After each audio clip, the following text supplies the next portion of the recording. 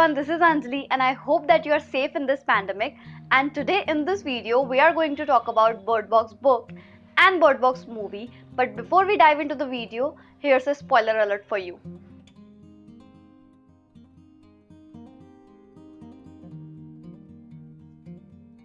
So recently I listened to Bird Box book and after that I watched the Bird Box movie like an ideal reader, and after watching the movie my mind was blown. I was like, okay, this is something that I need to write down. So I write down all the differences between the book and the movie, and all the differences I'm going to tell you now. So let's just begin without any further ado. The first thing that I didn't like at all is Jessica, the main character Mallory's sister Jessica in the movie. Like in the book, she has a much bigger role. In the start of the book, like Mallory and Jessica live together. They share a lot, like they share a house for a lot of months. But in the movie, like in the starting few minutes, Jessica died, and I'm like, what?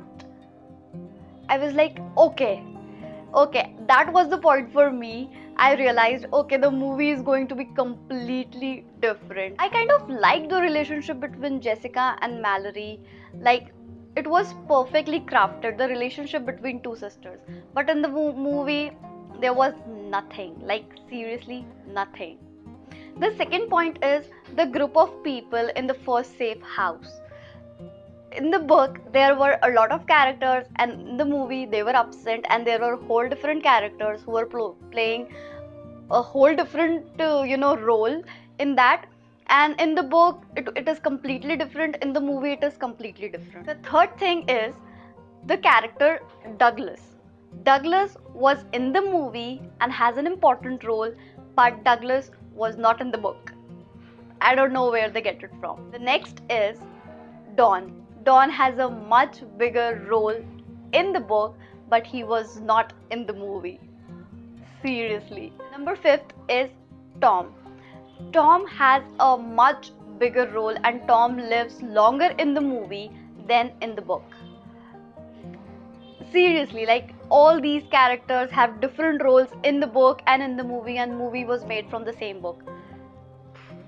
Seriously, I was like this, oh my god, what are they doing? I'll tell you my experience after I list out all the points. I'll definitely share it. So the next point is the timeline and the setting. The book was totally set in Detroit and the movie is set in North California, and the time zones are completely different. Like in the book they are using a phone book to go through all the numbers.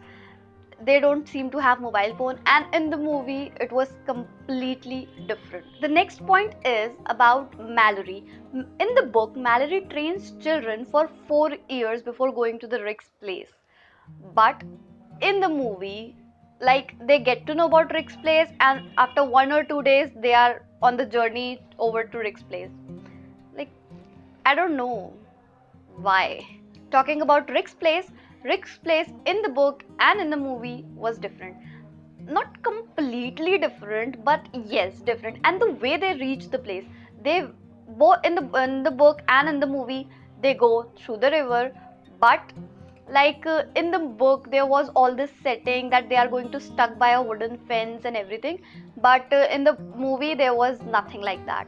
The last point is the book has much darker ending and the movie has not that much darker ending.